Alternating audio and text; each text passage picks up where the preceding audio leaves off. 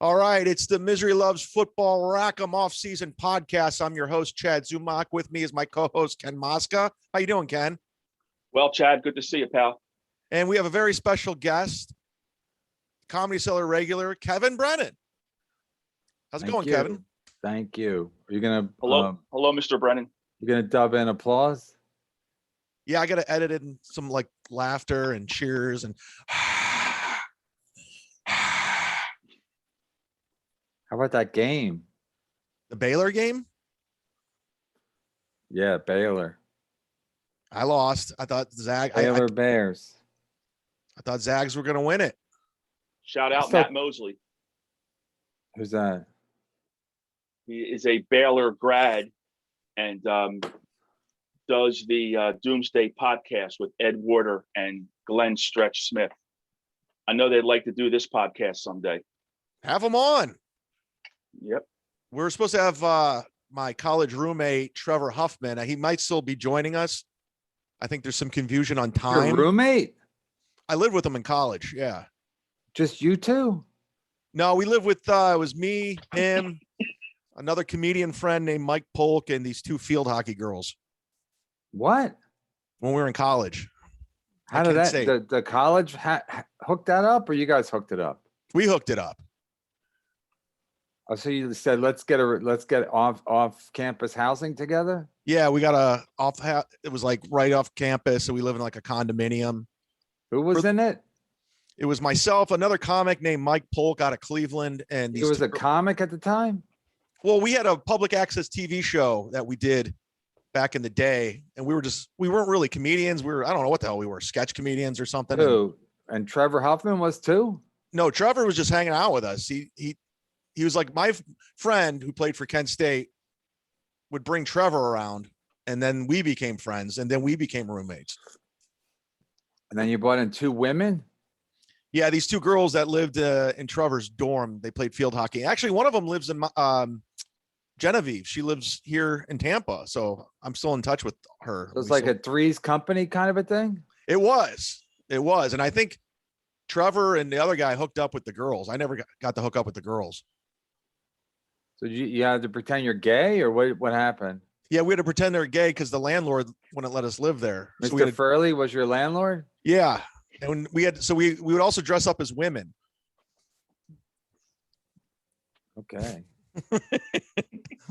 No, it was just sitcom. It was just a college, college kids, drinking beers. You really know the guy. So he's kind of stiffing you by not showing up. Yeah, he's like one of my best friends. Like, it's not like I've known the guy for 20 years. He did like I said, he did sit down Zumock last year. He was pretty good. And he loves comedy, and he's not your typical athlete, but he has great stories about when he was with the Suns and guarding Stephon Marbury and playing against LeBron. So I hope he can make it. Speaking of guy who loves comedy, there was an article in the New York Post last night. I go through the New York Post. It's my favorite online newspaper because they know what I want to read. You know what I mean? Somehow the New York Post, whenever I look at on my app on the New York Post, they always seem like the articles that I want to read. So anyway, last night I was reading, it says Jersey Shore cop arrested for sexually abusing juvenile. I was like, Jersey Shore? Where the hell was that? Which beach town? Maybe was it with the Jersey Shore? They filmed Jersey Shore in Beach Point Haven, or who knows? There's all kinds of beach towns. Anyway, first line is Ocean City. What? Ocean City? I know, I'm familiar with Ocean City. Anyway, we had this. I don't even know if I can say his name. I guess I can because it's in the paper. Anyway, when I used to do these shows in Ocean City back in the day, 10 years ago or whatever, we always had one Coob set it up who was a cop, and there was always one cop there, buddy of his, and the best part was he was black. So that means we always had one black guy to make fun of. It's just like a Don Rickles thing where it's like, hey, is the black guy laughing? So I remember JJ Ramirez did his show. He's a New York comic, and he all he does is crowd work. And so he relied on this guy so much that when he would get away from him, people were like, "Oh, just go back to him." Anyway, and not only was he black, his name was Tyrone. So it's like it was right out of Central Casting. Black cop named Tyrone, blah blah blah. So lo and behold, the Jersey Shore cop that is arrested for sexually abusing a juvenile was my own Tyrone from my Really? shows. Yeah. Holy What a shit. small world, as my mom would say. So he was sexually abusing? Allegedly. So I texted Coob, who I haven't spoken to in a while because he went off the deep end with politics. I sent him the article. I sent him a WTF question mark. He goes, "Yup, your buddy. He's a creeper." I guess that's what cops call other cops when they get busted for being creeps. He's a creeper, all right. Like a creepy crawler. He's like Harvey Keitel in Bad Lieutenant. He's a creeper. So yeah, one and the same. I just thought that was amazing. I mean, this guy, it's a 1 in a million shot. That it's a cop, a Jersey Shore cop. Not only is it Jeff, but Ocean City. That's where Coop is a cop. He was my partner in these shows. And then it's the fucking guy. It's the black guy, Tyrone. He's the gift that keeps on giving. He's still helping out. So yeah, he's helping out the show. We got nothing. So I might actually have his number. I swear to God, I didn't look, but I might actually have his number. Get him on the show. Let me Oh do man, a quick. look it up. Let me do a quick thing because we became pretty friendly, and he was like, he might maybe say, "Take my number in case you ever get in trouble when get pulled over." Did he give you a courtesy card? He always wanted to meet my kids for some reason. Oh, I got a good story. I'll wait to tell it. Get it? Because I do have his number. Tyrone, ahead. OC cop. Text I him. got his number. Tell him if he wants to come on and give his side of the story. You don't have a hair on your ass if you don't reach out to him right now. When was the last time you talked to him? I've never talked to him. I'm sure he just gave me his number like Chappelle gave me his number, like all black guys give me a number, hoping I never call. Oh my God, I have his fucking number. What do I say to him? Hey, This is a better get than Brian McCarthy. What do I say to him? Ask him what he's been up to. I said, I saw your story in the paper. How you doing? Are you okay, man? You need, yeah. Act like you're concerned. Like, hey, man, if you need anything, let me know. He's not going to pick Hey, I was up. thinking about you. Hey, man, I was thinking about you and I saw an article about you in the paper. I was like, it's all press is good press. What? You could act like you don't even know what's going on. No, I can't. No, I can't. Yeah, he knows why. I've never spoken to him. Let me see if I ever sent him a message.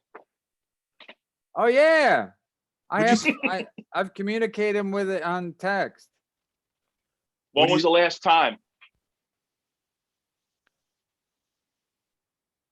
Yeah, when was the last time you texted him? Hold on. This is actually fun. Jack, this would be great, wouldn't it? This would be a really good get. I got a story I forgot to tell you guys. I buried the lead with this podcast. I was saving it, but I'll wait till Kevin tells us what he said. I mean, it's better than the Darnold trade. The last time he texted me, it was in 2014. He texted me, "Happy Father's Day." Oh, Wow, that's he didn't know nice. he didn't know you very well, did he? That's a nice guy. I like this Wow, guy. so I really communicated with this guy. I know I feel bad. I thought I just had his number. We actually texted. Nothing about kids or anything like that. And one time I asked him about Coob. I said I hadn't heard from Coob in a while.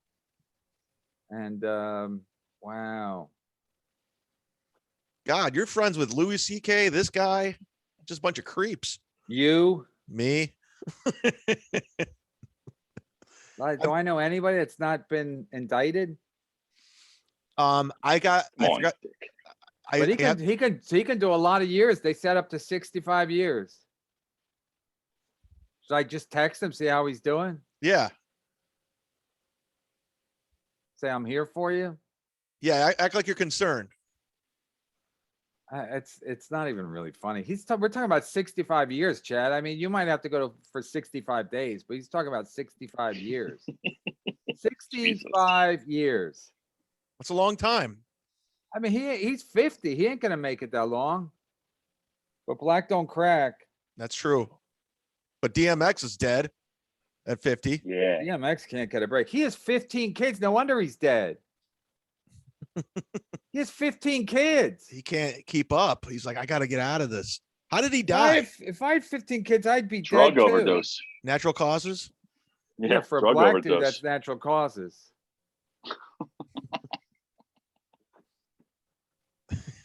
So If here's convicted on all charges, Tyrone could be sentenced to 65 years in prison, according to the release. lawyer up. Yeah, can your brother help him out? That's a good question. Maybe. He's a good That's, egg. that's an Eddie Jacobs job, if there ever was one.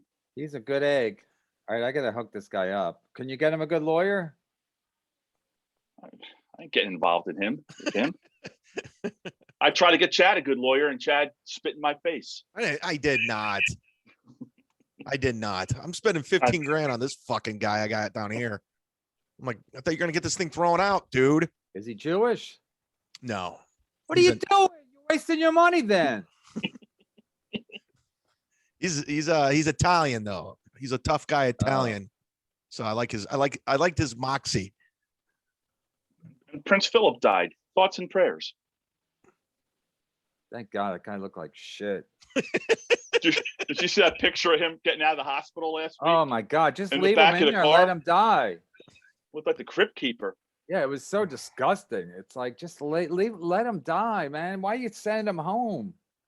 I can't Ooh. wait till I'm dead. I just cannot wait till I'm dead. Do you hear about Spotify and Joe Rogan? What happened? They're quietly deleting some of his experience episodes. Yeah, Yeah, but they've been doing that for a while. It's the first I've seen it. yeah. They got Chris D'Elia on here, Gavin McInnes. I'm sorry, McInnes. Yeah, it The way, says the way Red Bar says it. 42 episodes, including interviews with Chris D'Elia, the Proud Boys founder, Gavin McInnes, have been removed. 42 Alex episodes. Jones. It doesn't say anything about Alex Jones. The Chris D'Elia shit. Come on already. Wait, did you see Tim Dillon in Tampa? I did.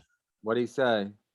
It was real quick in passing because he was going to the stage and it was just real quick. So he's not going to do my show? It was just, I didn't stay for the whole show. I ended up leaving. No, And, I'm kidding, Chad. I don't care. Yeah. He got a standing ovation going to the stage. I got fucking Joe crazy. Maurice coming up next week. I got Henry Phillips on Monday. Oh, you did? I already got somebody. All right. Will we cancel? Reschedule? I'll move her to Wednesday. Kristen Carney. Yeah.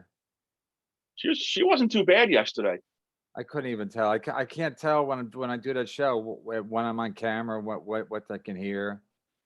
Then I asked Gino to take a word out. He's like, I can't do it, pal. Yeah, I heard him say that. Would you say They the kept N-word? that one. They kept that one camera on you while you were eating. No, I know. I didn't know that. So I Yeah, look they stupid. kept the one camera was kept. Did you watch any of it afterwards? Yeah, because I wanted to see what I wanted to see because I said a word that whatever I didn't want to say, and I want to see when I said it. Was I on camera? Was I on mic? And then I checked. I texted Gino. I texted Gino to tell KB to wipe his mouth, and then 2 seconds later he tells you to wipe the mayonnaise off your mouth. What were you doing there, Kevin? Yeah, but then Gino's always like, "Hey man, we don't take words out." I go, "I'm asking you to take a word out." It's like I can't really get in trouble, but it's also like, just take it out. If somebody asks you to take it out, take it out. Oh no, well that's a violation of a. Don't matter. I try to explain to Gino, nobody knows what the rules are. A guy from New York Times got fired. Because first of all, the word I said on Gino's show is worse than what than Shane Gillis said on his show. You're not going to get Saturday Night Live. No, but I know, but I'm saying nobody knows what the rules are. I said to Gino, okay, leave it in for a couple days, then take it out. Cause otherwise you're just providing people like Seth Simons with evidence. You're basically leaving evidence for people if people want to like find something on you. Like here's some evidence for that you might want to peruse. So it's ridiculous, but whatever. So we're still in negotiations. What were you doing there? It's called killing time, Chad. Someday you'll have a family of your own. And I this didn't was think we're going to go down this road. this is spring break for them because God knows they need a break from Zoom. school. So my son needs sneakers. Yeah. So there's a Foot Locker, a 34th and 7th, and so I figured we'll go to Foot Locker. What'd you get them? And we get something to eat, and then went to the most ghetto Burger King of all time. And then but the food was pretty good. So then we go up, it's right around the corner from Compound Media. So then we went up and ate, and then the green room was all creepy. They keep it dark now. It's creepy. It was all dark, and and then my son was eating there. I'm like, let me just go into the booth. I'm to the studio because they got a nice big table there. I can lay out my spread of food. Keith the cop doesn't like when you eat in there. Yeah. Then and Bobby Kelly don't like it either when you eat at a Riotcast. Because I got yelled at one time. I went in there and there's like no food in the studio. So Keith, they're very strict. They're very strict with everything. They don't let people. They don't like Bill do cocaine in that studio either. He has to do it in the closet. Then he comes out of the closet like a you know what. Hey, I just did coke. Everybody, let's party. Wasn't they have like a video footage of him stealing cereal? Yeah. So then it was in my video. So oh yeah, that's right. Then I'm eating, and then whatever. I think they knew I was there, so whatever. I'm just there to eat, and then maybe chime in. But then I got caught up in the whole. But they treat their guests like absolute garbage. That's why I don't do their show anymore. No, they have some lady. I think she's there to like apply for a job as like a receptionist or something, and she's there when we got there, and then she's the guest. She had to wait for me to blab for an hour. Then they bring her on, and then she talks for like 10 minutes, and me and Gino talk over her the whole time. And another classic episode of In Hot Water. And then Berg's in the booth eating Chipotle because I was eating I was on the what do they call it, the burger cam. Yeah. And then so it's a complete shit show. But if I was her, I'd been like, hey, who do I got to blow to get? I was scheduled. This guy just walks in with his burger and his son. But I figured even E-Rock would let me in with my son. But I checked first. I called Garrett first. Yeah, E-Rock hasn't been coming in, right? He's just staying in Jersey. Yeah, I guess he don't go in. And then I got an email from Brian Johnson today. Brian M. Johnson? The guy who does the show with E-Rock. Oh, he emailed you? Yeah, but I don't know if it's him or not. What's it say? Can you read it? I don't know. Before you jump into that, can I tell you what happened to me? You didn't lose a bike. You didn't lose a bike, did you? No, but I met a legend the other day. Earl the Pearl Monroe? I met Larry fucking Bird. No, you didn't. Swear I did. Because I live about 3 miles from the JW Marriott, which I found out through Larry Bird. The Toronto Raptors are living there and they're practicing in this hotel. It's the whole grand ballroom. They turn into a basketball court and they live at this fucking. Is that right on the water? Yeah. Yeah. You know where it's at? I think, is it on the way to the airport? No. Oh. But it's like right downtown. So I'm there. I'm at the bar because there was 2 cute girls there. And he just comes in. It's fucking Larry Bird. I'm like, holy shit. So I'm just playing it cool. And he's getting a Budweiser. And he looks at me and I look at him. Bar? Outside bar, like right on the water. And I just said, what are you Comes doing? up by himself? Yeah, he just walked in and I go, what are you doing here? Because, it's Larry. That's how I go, what are you doing? I was kind of starstruck. And he's like, oh, he goes, my buddy's, he works for the Raptors. I'm here, we're here down on family vacation. I thought I'd swing down here to talk to him and do something. And it was real quick. And then he bought my beer and just walked away. It was Does crazy. he still work for the Pacers? I didn't get into details. I think he works in the front office. It was real quick. So we just got a quick beer, then left? Grabbed a beer and just walked away because he was with some people. I don't know if it was his family or what. How do you buy your beer? He told the bartender, put it on my tab? Yeah, he's like, I got his too. I go, No oh, thanks. way. Yeah, I told Florentine. Yeah, when it happened, it was crazy. Is he tall still? Is he He's fucking shorter? huge. He's huge. Well, he's Yeah, he's 6'9". enormous. And now he's put on weight, right, Chad? He's got some girth to him now. He's a ugly man. He's a very ugly man. But I was starstruck. I was just like, I didn't even think about getting a photo. I was just like, kind of like just staring at him. Like, wow, I've looked at you my whole life since I met him a 1980. couple times. I met him a couple times because Chris Ford is from here, so I know Chris really well. And when he played for the Celtics, they used to practice at Hellenic College, and that's where I used to go there and watch practice. And then Red Auerbach was still alive, so they'd have this practice, and Casey Jones was the coach. And then Red Auerbach would come out on the court and pick like a couple of players to do one-on-one drills with, and he would always pick Bird and tell the young guys, and Bird would like be showing the young guys, hey, look, I hang around after practice and do extra work. You should do the same thing. But he was a big dude, and he took no prisoners during the games. You should have seen him in practice. Oh my God, he was brutal in practice. The way he spoke to his teammates and trash talked them. He was famous for trash talking. Oh yeah, he was I watch Larry Bird highlights all the time. Show your son like a best of Larry Bird. I think all kids should watch him. Best of Larry Bird. Like on YouTube and stuff. No best of Larry Bird, because what Larry Bird did, you can't teach. Fundamentals.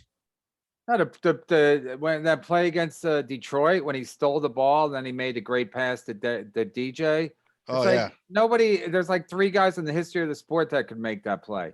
I forget exactly what he did, but I remember he stole the ball, and not only did he steal the ball, he makes a great pass right after. It's like, Do you remember the play?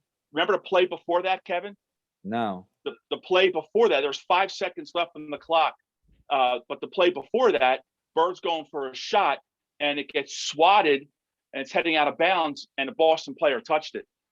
So that's how, was it Detroit got the ball, right? It was Detroit got the ball, and then, Bird stole the ball. But his Bird's shot was blocked, and it was going out of bounds. But like I said, the Celtics player touched it. I was watching that Larry Bird, not Larry Bird, Reggie Miller, because somebody was talking about that. Reggie Miller was doing a game, and then they were talking about it with the Knicks or whatever. I know he killed the Knicks, for Christ's sake. So I was like, I forget why it came up, but either he was doing the Knicks game or something, and they were like, Spike Lee, something. So I'm like, I gotta watch it, because it's only 9 seconds where it happened, so you don't have to spend a lot of time. So you can go, hey, look at this Reggie Miller. Look what he did in 9 seconds. And but it was ridiculous. Like, that's how bad the Knicks were. Like, the Knicks didn't have anybody. The Knicks are like the Knicks now. They don't have anybody to go to for the last shot of the game. So they used to go to Patrick Ewing, who's a defensive player. They never had, John Starks. All he had to do was make one. All he had to do was make one foul shot. They fouled him, and so they basically, if he makes 2 foul shots, they're going to win. So he misses both. And then Reggie gets the rebound. And after Ewing misses the putback, and they foul Reggie, they didn't have to foul Reggie Miller. It was such a choke that, thanks for bringing that back up. No, but I was a Knicks fan at the time. It's spectacular. But so you can show, hey, look at Reggie Miller. Larry Bird, there's really not much to. But listen, if you can beat the Lakers 3 times, which they did, I guess, maybe they beat them twice. I think one year they beat Houston. But anyway, if you can win 3 titles in that era when the Lakers had Magic Johnson and Kareem and Worthy and Byron Scott, they were the best team of all time. So if you can beat them, I think you're right. Kevin. They beat the Lakers twice and Houston once. Yeah, Houston when they had the guy Ralph Sampson. and yeah, Elijah.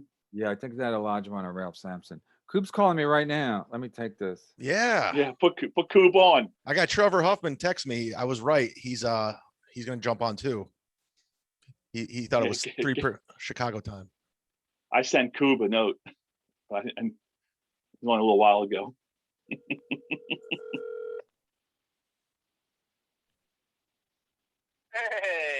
Hey, you're on the air. We're doing a show, but hey, you know what? I have Tyrone's number. Oh, yeah.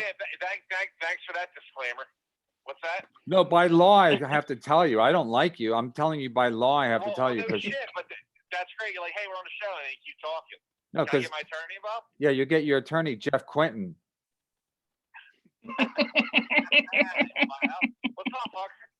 Hey, so we started doing the show and I was telling him the Tyrone story because I was just looking at the New York Post last night and they said New Jersey cop, blah, blah, blah, or Shore cop. I go, oh, what town is it?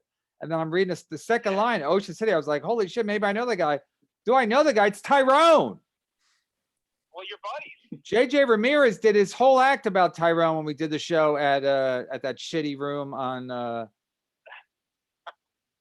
what's that shitty big room we did? You hold grudges.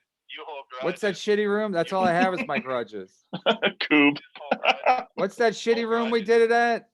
Where the owners were drunk? Which one? We did 3 shitty rooms. No, the owners were Maybe drunk. 4 of them. On the circle. No, not the circle. I'm still friends with those people, man. You bailed. You went to New York. You left me here. What's the name? Ken, what's the name of that place? Ken. Which place? Which one? Which place? The place not Diorio's, the place around the corner. Josie Kelly's or Yeah, Josie Kelly's. Josie Kelly's.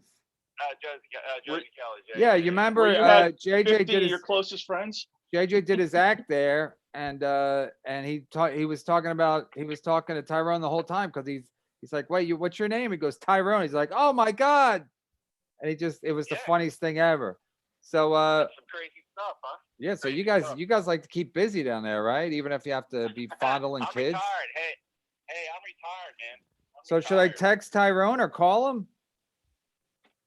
Hey, you guys are buddies. You got the number. You guys are buddies. I You was guys are buddies. as a goof, I thought, hey, maybe I have his number. Not only do I have a number, I texted him a couple of times. He texted me You in guys do some kind of therapy together or something? he texted me in 2014, wished me a happy Father's Day, It's some crazy shit, huh? asking me how my kids were doing. I bet he And was what their avails are. That was good. They were quick. What? Quick. You said that the New York Post is on point with those stories. That was fast. They know what it's basically the New York Post is designed for me. They know what I want to read. Gossip and sports stories. Tell Coopster I said hello. Great. Ken Mosca said hi. Ken Mosca said hi. Yeah, Ken Mosca. Hey, I saw your documentary. That was fantastic. Where the fuck that was? How'd you see it? Come on, man. I You- see everything. You got I YouTube see now? everything. That was 50. Yeah, I got premium. I spend $11 extra a month. Damn, yo, Up in the YouTube mountains? Premium. Not fucking around. Someone's Yeah, that was doing good. well. Someone's doing well. That's He's it. always up in the mountains. COVID vaccine? Huh? You get a COVID vaccine? Yeah, my wife got it. She's having a weird side effect. She's filing for divorce. Is that the weird side effect? No, That's she's good, man. like everything they told her she might have, she has. They didn't tell me I would have anything. I don't have anything. So I think it's psychosomatic. She goes, she might be dizzy, fever, and feeling flu-like symptoms, and she has all that. That's great. The governor was just in Atlantic City. He just got his shot. That's good stuff. I know. That's great. Why do you go to Atlantic City to plug the casinos? Why not? Why not go to Atlantic He's All right. So what do you know about Tyrone? signing a bill. I know he's not a cop anymore. Do I don't they take his uniform like F Troop? We're gonna need your badge. And your sword. Yeah, he's in trouble. Let's put it that way, according to the newspapers. So does he have a lawyer? He's in trouble. I don't know, man. I'm retired, brother. Because I remember I had to I remember I had to get that good lawyer who was his house is near the Acme. You had to get a little that neighbors. That was just for your neighbors. You know what's so funny? I think, Fucking live next to him. you know what's so funny? I think Tyrone at one point arrested me. Payback's a Who did bitch, arrest Tyrone. you? That's why I should call him and say, payback's a bitch, Tyrone. Karma's a bitch. Tell the story. We used to spray the cops down with a garden hose when they would come there. And That then was you an, had no that was people. by accident. That was bipolar. That wasn't by accident. Bipolar. Yeah, That was you're right. fucked up. That was So, fucked up. so what's the gossip? What's the gossip? Did you guys know it was coming or it just came out of nowhere? No comment.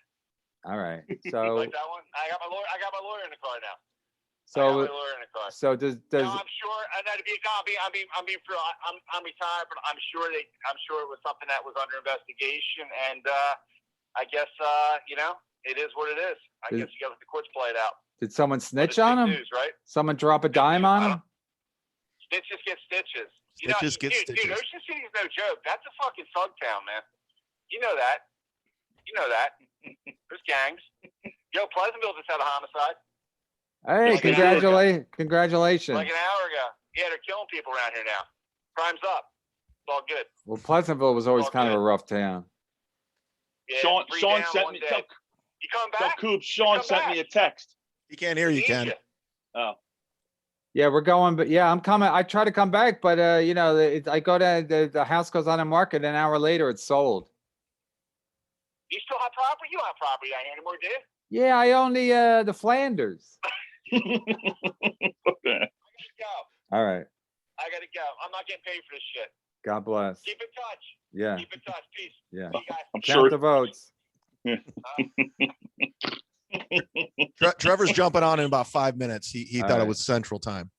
Yeah, I like when guys who live in a like mountain time or central time, like, oh, I thought you meant my time. It's like, no, that's not how it works. It's either West Coast or East Coast.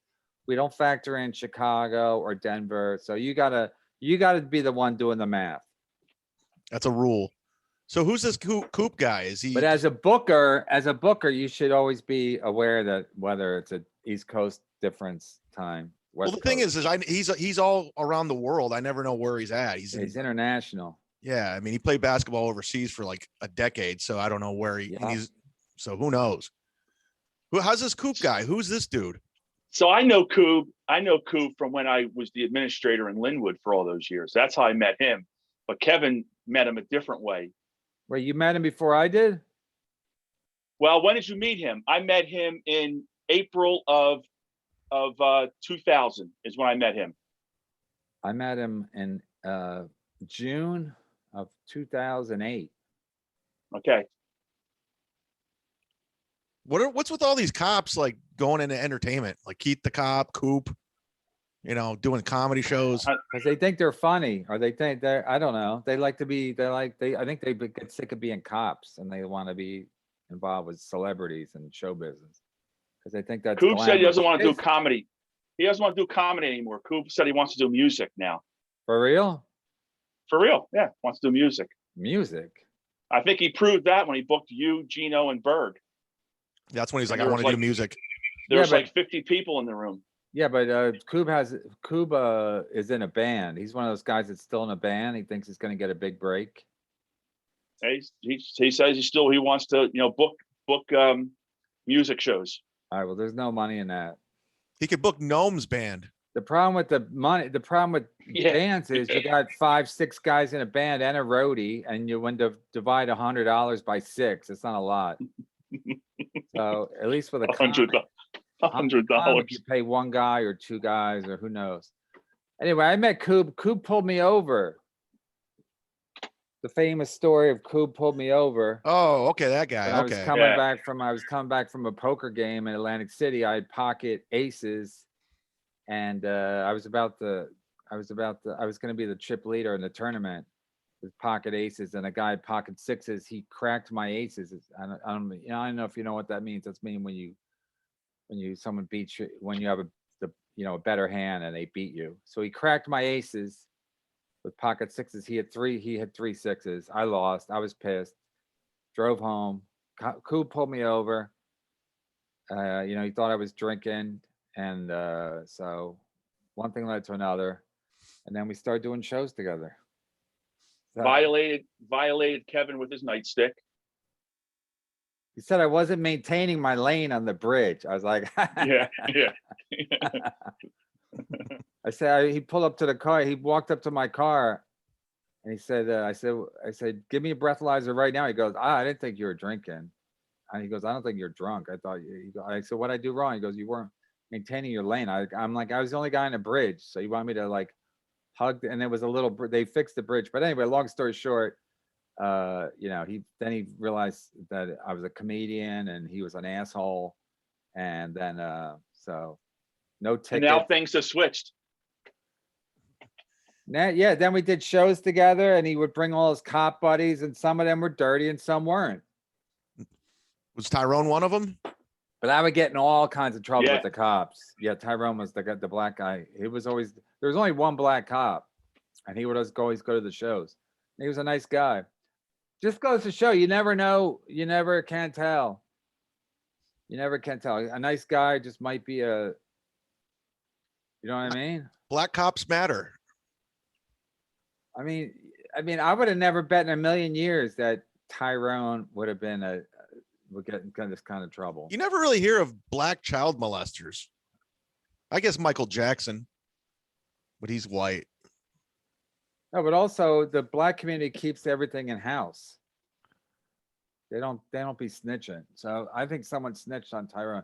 I don't know. Anyway, I shouldn't even talk about it. I'll probably end up going to jail myself. Was his last name Rolls? Tyrone Rolls? Yeah, how do you know? Because I just looked him up. What'd it say? Jersey cop accused of sexually assaulting girls since she was 15. What paper is that? This is Star Ledger? NJ.com. Wow. Yeah, he was a sergeant. Sergeant Tyrone Rolls. He had a key to the city. He had a plaque in City Hall. Because he was Not anymore. he was heavily involved with the local kids with sports and stuff.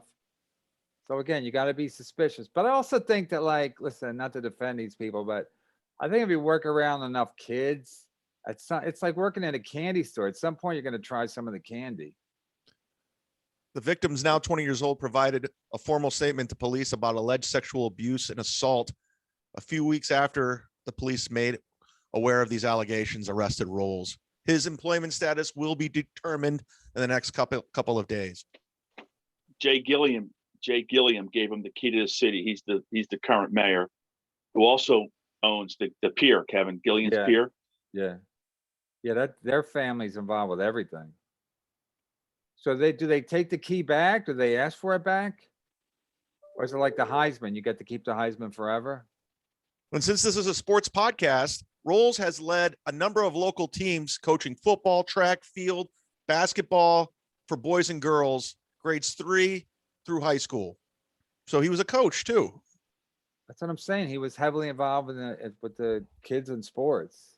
But I'm saying, like, are you tempted? He's a devout Catholic. He's a devout Catholic, it says. Oh, then he's guilty. So he might have had premarital sex. That'd be inappropriate. That'd be the first thing Jesus would care about. They had sex with a 15-year-old. But you weren't married, right? That's how my mom would look at it. Yeah, but he should have married her. Isn't that weird? Like back in the day, that was kind of accepted. Like Elvis Presley and Jerry Lee Lewis. Nobody, like Jimmy Page, nobody gave a shit. Yeah, but also different states had different laws. So I mean, if he was if he had met her at the DR, was it a female or a male that he had in relations with? I think a female. I'm looking here. Yeah, I did you see that, Chad? I'm trying to find it. They have him housed alone in the Cape May County jail. So he's not going to get my text anyway, right? You know what? Yeah, don't text him because the police may have his phone, Kevin, and they might be going through his phone looking for evidence. We should just text them and let's set somebody up. Throw like Gary Goldman or someone under the bus. Right. I'll say I'm Neil Brennan. Yeah. I'll say, hey, this is Neil Brennan, your longtime pal. Hey, you got any more of those phone numbers? Yeah. Hey, since you're done with that girl, hey, can I have her number?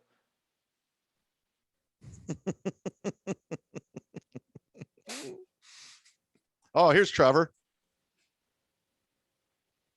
We're gonna air the first part of this. Yeah, of course. Look at this Gold. guy. Ladies and gentlemen, Kent State's all-time leading scorer, the man himself, Petoskey, Michigan's own Trevor Huffman. What's up, Trev? What's up, guys? This is Ken Mosca, my co-host, and Kevin Brennan. You might know his brother Neil, the co-creator of the Chappelle Show. No. Yeah, no, I don't delve into the comedy scene. You know, I leave that for the Chad pros. just said you're a big comedy guy. Well, yeah, when I was in college with him, and he used to steal M&Ms from my room constantly, just bags and bags of M&Ms. So that's where it started. Yeah, Chad never waits for permission. He asked for, what is it? What's that quote? Just do it and ask for forgiveness. Just later. do it, Nike. Just do it. I think this Yeah, is your just do shirt. it. That's what he actually. did. That's what he did in Florida 35 times. Just do it. That's a different podcast though. Dude, I love the Kent State gear, man. That's I wore it for you, buddy. Thank you. Trevor's Kent State's all-time leading scorer, and it stands to this day. Well, So who's Kent State- second? Who's second? Yeah, who is second? Jalen Walker, guy out of Detroit. He got real close to beating it, and he got in trouble, unfortunately, and my record still stands. He missed it by like 6 points. I actually was like kind of rooting for it to happen. I'm like, I don't deserve it. I'm just a short white dude. Like, I'm not that good. But How do you get in trouble with the law? he got in trouble with the law, internal stuff. I'm not exactly sure what happened, but he had to sit out one game. If he hadn't sat out one, if he had one more game, he would have gotten it. Speaking of that, did anyone ever approach you about point shaving? No one ever did. So I blue would've. chips I wasn't would your have life. definitely. You would have shaved points? Looking back, all the money that NCAA makes now. I mean, how much does NCAA make? Yeah, it's a Should've- crime. It's a crime. It if they is. don't The pay the- NCAA is a syndicate. I believe it's just a lot like our government. It's just corrupt and over too big. And How much money do you think you made our university? We went to the I would Elite say Eight, at least 20 million. Stan Heath made 7 million off our senior year. and they're selling his fucking jersey in the bookstore, and he doesn't get a dime, and he's stealing ramen noodles from me. Yeah. I was constantly boiling Chad's ramen noodles. He didn't like it. No, it's sick that these athletes they can't go home for Christmas and then they He can't get a job. He can't work. yeah, and if they get an agent, they get in all kinds of trouble. It's like just survival, basic survival. They get punished for it. Yeah. So Well, I'm ridiculous. excited. I'm excited now that I'm not like really up on the rules, but I'd love the Swish House is a basketball fitness company. We're hiring interns from we got a Northwestern intern. He's led the Big Ten in scoring as a freshman for Northwestern. He's leading scorer. And I'm like, I want to give this guy is like the best kid in the world. You're telling me I can't give this kid money and give him, I'm about to give him like a 91 Mazda Miata with Swish House logos on it and pay him and give, he's a talented, smart kid. He wants to do good in the world. I mean, why wouldn't you be able to pay these kids what they deserve, So I'm ready. But you can't give him money as an intern? No, I am giving him money. We can now. So I'm like, let's give him a car. I'm like, I want to give him like a old, like what Chad drove around Kent when he used to get ladies. Pontiac Le Mans. Yeah, that was it. Was that what it was? Yeah. Yeah, women love the Le Mans. Trevor was like, he was one of the guys who played against Stefan Marbury when the Phoenix, right? Yeah. We were just talking about this at we have a GM here that's opened a new franchise in Detroit. We got a couple guys coming to Cleveland soon, but we have. Do you know Dave Landau? No. Okay. Ah. All right, go ahead. You're gonna fit right in here. All right. Yeah, we were talking about best players I ever played against, and I'm like, okay, let me just go through the Rolodex. Jamal Crawford, LeBron James, Stefan Marbury, Penny Hardaway, Amari Stoudemire, Joe Johnson, Mo Williams, who I guarded in the NCAA tournament. You shut him down too. Yeah, it's kind of like it's tough because every player is so different. But I'd say obviously the best player I've ever played against LeBron from a talent, athletic. He's basically just NBA 2K on turbo the entire time. Then you got a guy like Stephon Marbury, who I think his skill set, for his size he was the most explosive guy I ever guarded against. Then Jamal Crawford, I scored 21 against him at Michigan, Chad, I think, and he had 26 as a freshman. He did the little wrap around the behind the back move that nobody had ever seen in the world of basketball. So he was kind of like a pioneer of the handle, kind of that street game brought to a high level. So I thought he was amazing. Mo Williams, I thought was trash. But he turned out to be pretty Jamal good. Crawford had a great career though. He was always man. a reliable scoring guy. Yeah. Mo Williams. He played for the Knicks too. Mm-hmm. He played for a lot of people. I thought Joe So what do you think Johnson- about this? What do you think about this one and done? Seriously, speaking of Marbury, I don't know what Mhm. the thing was back then. I guess he had to play. I guess you could go right. You could skip you could skip college because I know he went for 1 year at Georgia Tech, but Yeah.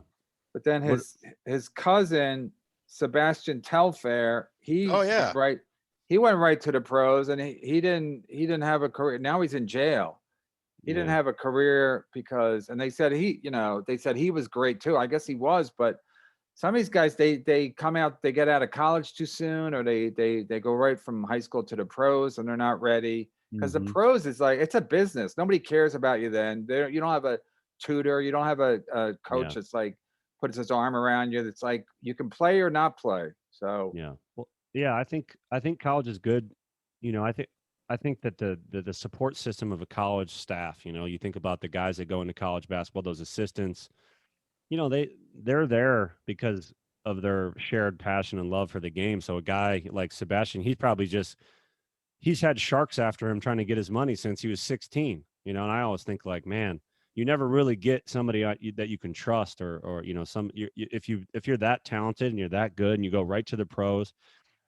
I call Stan Heath all the time. I call Gary, like if I need something or there's a connection through the basketball world, I kind of reach out to those guys. So the network of good people kind of, to me, is in that college basketball realm. As soon as you get to the NBA, it was like agent, shark, money, invest this, and I'm not even, I'm making, $45,000 in Germany. I can only imagine what a guy who, 18-year-old getting but see, millions they of dollars. coach you in the pros, right? They coach you in college. They don't coach you in the pros, right? They don't Yeah, have it's pretty time. hands off. It's hands off. Yeah. Like you're not going to do something. You're not going to, you basically set the template of, hey, these are our practices. But I mean, how long is the off season in the NBA, Chad? 6 months. I mean, they're free for 6 months.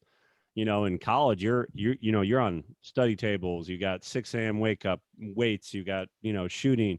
So, that structure is really good. It's kind of like going to the army. You learn that structure. You can handle that kind of load. And I think a kid that misses that doesn't have a clue. He was the 13th overall pick in 2004, Who? and also Telfair? Yeah, Telfair. And all he did was bounce around.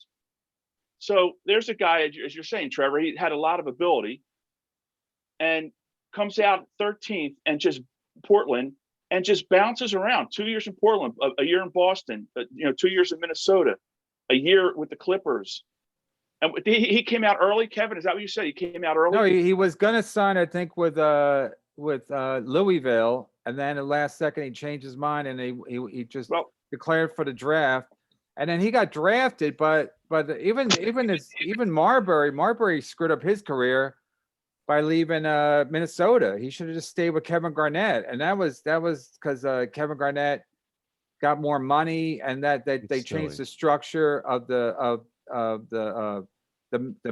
max that they could pay a guy. So he was never going to get Kevin Garnett's money. So somebody talked him into demanding out of Minnesota, and Garnett and I saw a documentary. The fucked up thing, Garnett and Marbury were friends before they even got to Minnesota. So it's not like they were like buddies before. So it was a match made in heaven.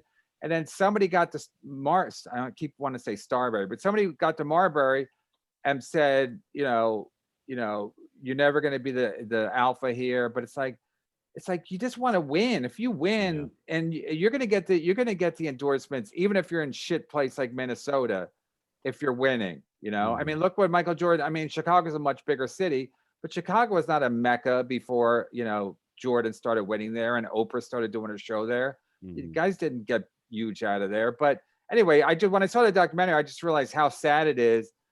These guys surround themselves with just sharks and guys who don't have their best interests at heart. Because if Marbury would have just like stayed with Garnett, they would have been great forever. And then Wally Zerbiak was there, who was also, I looked up him recently. He was also You played against Wally, right, Trev? Yeah. he was also in that mix. And then they would have just been a really, really good team for a long time.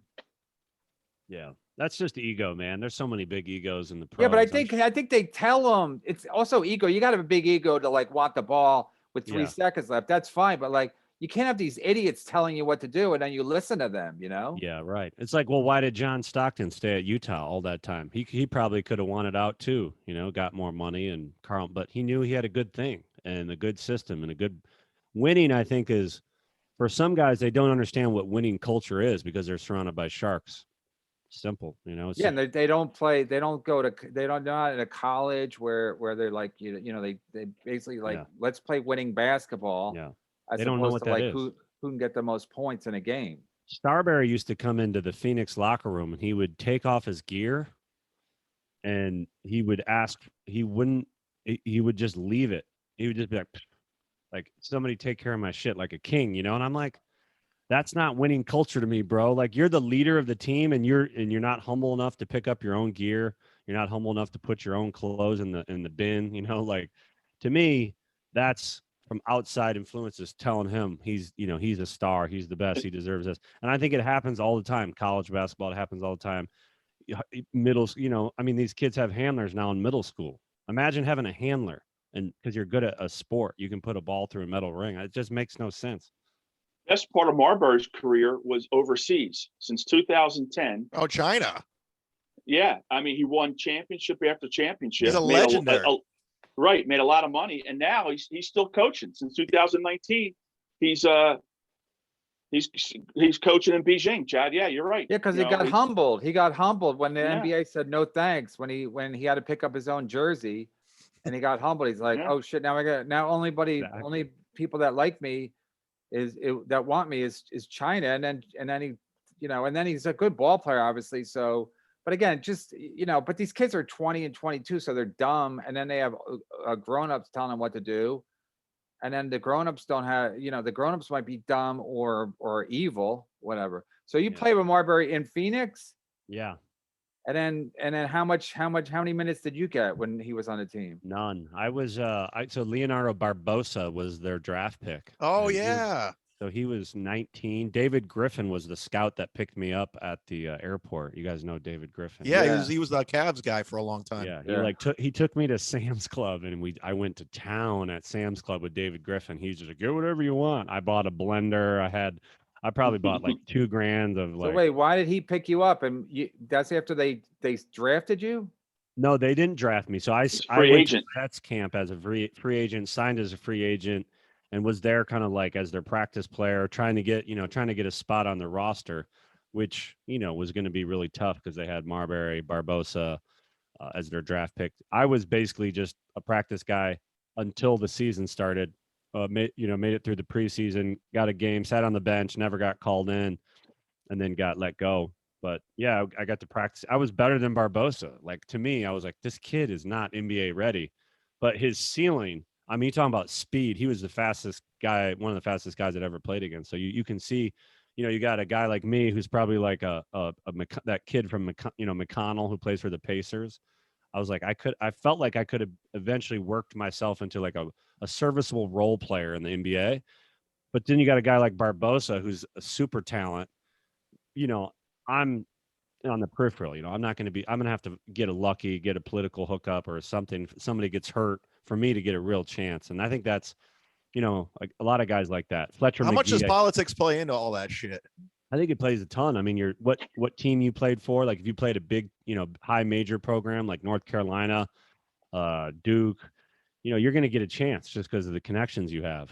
I got to try out for Team USA when I was a junior after our Indiana upset in the first round. So I'm playing against Jay Williams, Chris Duhon, Carlos Boozer, Dan Dickow was like the Dan worst Dickow. athlete. Remember, he was like one of the worst athletes there. I was like, I can go around Dan Dickow at will, but he's scoring 21 a game. He's an All-American. He got in the NBA. He's big, high major program, Gonzaga. I don't know. The MAC tournament this year, Trevor, was here in Atlantic City. Really? I see you were MAC first, all MAC first team a couple times, MVP of the MAC tournament. Mhm. But yeah, this was the first time the MAC tournament was here in Atlantic City. I didn't know that. Yeah.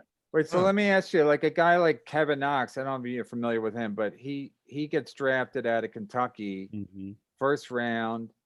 I think he was 9th pick. He plays the first year. I think he plays the second year. He has kind of a sophomore slump. Mhm. And I think it's his 3rd year, and they get a new coach at the Knicks.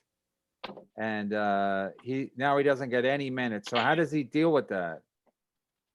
He's going to get a humble pie here if he gets kicked out of the NBA and has to go to Europe or, go learn how to be a pro and get better. And, I don't know. I'd have to, a kid like that has a ton of talent, athleticism. It's just the intangibles. Like how hard does he work on his game? What is he doing to improve in the offseason? There's so much how do free you time. get better? How do you get better in the pros if you're not playing? Good question. It's like you get your chance, you better be ready. You're going to get, if you're kind of on the bubble and you don't, if you never get a chance, great. But Kevin Knox has had chances. He's gotten. Yeah, he's a lottery pick, and all of a sudden Yeah. he never stood out, and then Yeah. he's an outside shooter, and his outside shot was, he was probably below 40%. His 3-point shooting was never great. Mhm.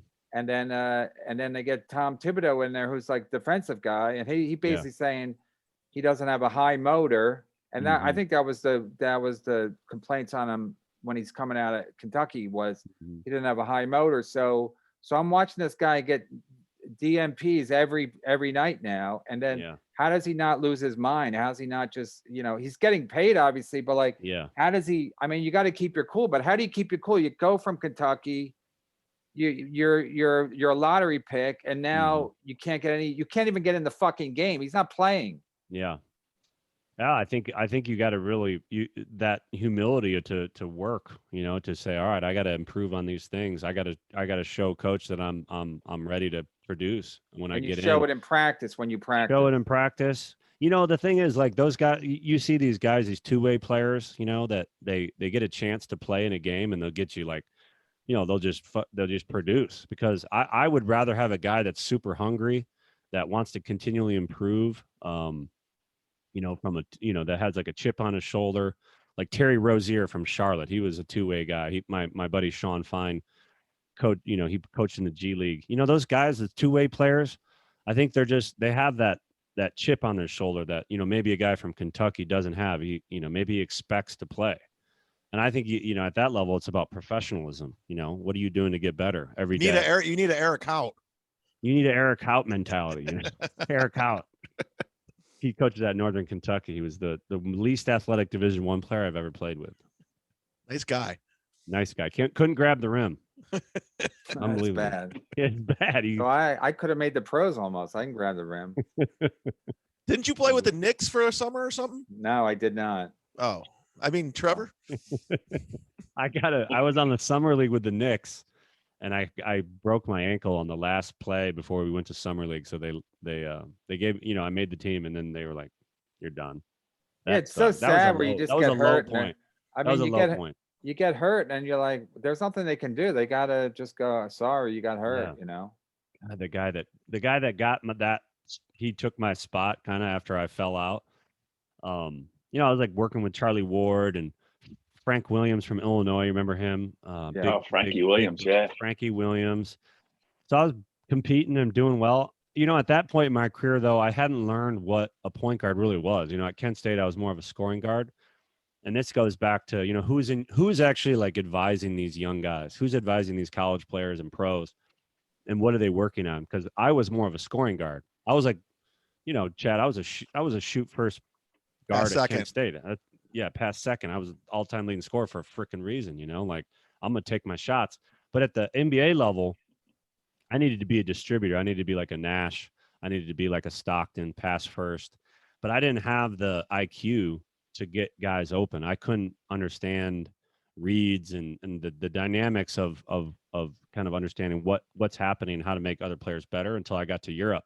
So I was a much better point guard after 6 years in Europe. Like LaMelo Ball going to Australia, I think is a huge, awesome move for a young guy like that. Go learn a different style of play where it's more team oriented, understanding how to read and react. You know, the G League is like the good league, but you know, you're playing that style all the time. There's not a ton of improvement, I think, for these guys skillfully, you know, in terms if you go to Because Australia the or G Europe, League is just shoot and run, right? yeah, Just they score run up and down the 140 points court. a game. You Yeah, score there's no 140 defense points. here. There's no defense. So like if you go to Australia, the score is going to be like 78 to 72.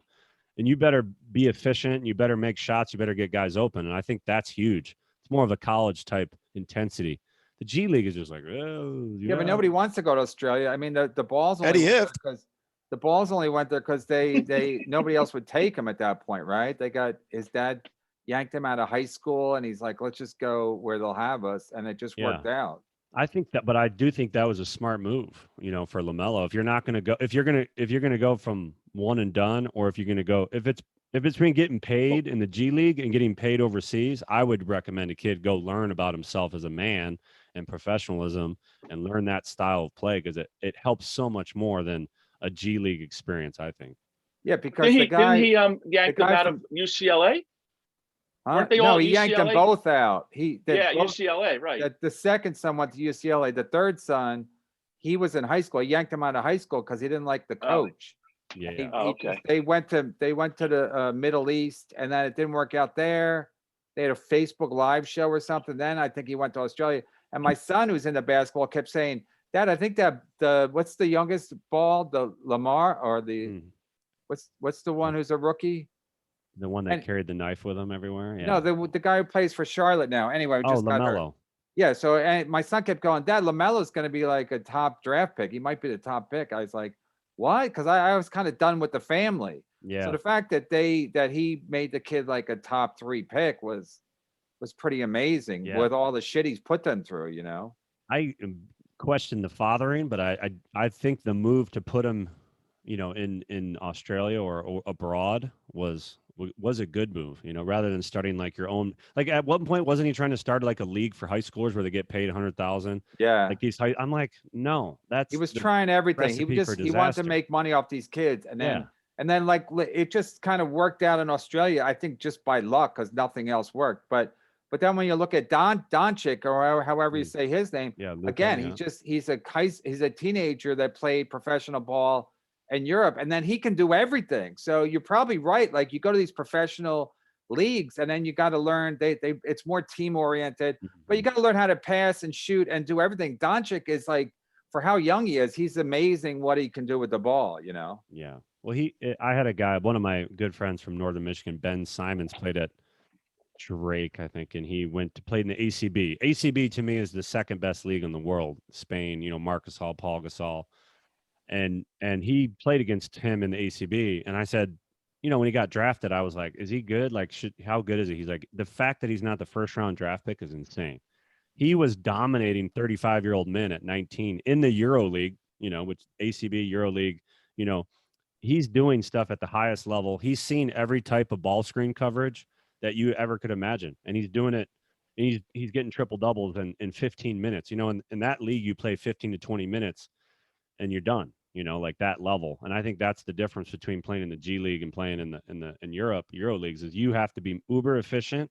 You have to play like that intense style of basketball where you're, you know, if you're not good enough, it immediately becomes known what your deficiencies are. So yeah, he said he was a man amongst, you know, old men. He was just way ahead of his time. So didn't surprise me. Yeah, they don't treat him with kid gloves. They're like old guys like me, bitter, and they want this guy to fail. Yeah, fuck yeah, they're bitter all the time. And the fact that he's succeeding, that probably makes him even more furious. Yeah. I used to beat the shit out of these 2 French kids and when I played in France. Timothy Caballao, he plays for Philly, or he plays for Brooklyn now. I don't know how to say his last name. He actually changed his last name, I think. But Timothy Caballao he was just a 16-year-old kid playing with me in France. We play one-on-one every day after practice. I'd show him my dribble moves and work with him. And then, you know, a couple of years later, I'm like, is that the kid got drafted. Like he's high round, first round draft pick. But he's just Can you he get did Kevin Nets tickets since he plays for the Nets? absolutely not. He plays for the Nets now. He plays for the Nets, man. What's his name? Timothy, I can't. It starts with a C. CAB. Timothy. It's like a hyphen name. I don't know what's going on with his name. I can't I'll say look it. It's into a it. French name. Yeah. Speaking of the Nets, what do you think of like them stockpiling all this talent? Does it look like ridiculous at this point? It's ridiculous. I think it's ridiculous, but I actually don't think they're going to win. I think Nash. I was a first year coach in Europe last year, and I think like the learning curve for a first year coach, I just feel like something's going to go on where the leadership, there's going to be a vacuum of leadership when you most need it at crucial moment in a game. I could be wrong, but I mean, I hope I am. I hope I'm right because I don't want the Nets to win. I just not a fan of Harden. Kyrie has kind of gone off into his weird leadership, voice. I love Kevin Durant, but I just wonder if too much talent, do you have role players? Do you have the role players you need to win those crucial games, where it's more about synergy and chemistry? Like I think the Lakers have that. I just don't know if the Nets have it when they really need it. And I think Nash is probably doing a great job, but I think if you got a Popovich or a guy that has just seen all these, these tough moments, these tough situations that they're going to encounter in the playoffs, like you need somebody that has that experience. Has a first year coach ever won a NBA championship? I don't know. Yeah, I know there has. I think somebody. I think maybe. It's someone with the Lakers. I'm trying to No, think I who it think somebody was. from the. I think one of the it's- Celtics. I think the Celtics, like 81 or something like that. I know. Remember, he was a first year coach. I remember David Who's- Blatt was a first year coach, and he took the Cavs to the finals, and they lost, and they fired him. He was like the first coach to take because LeBron doesn't like him. Yeah. I think the Nets are going to do fine because I think so many of the guys need a title. Yeah. I mean, Harden needs one.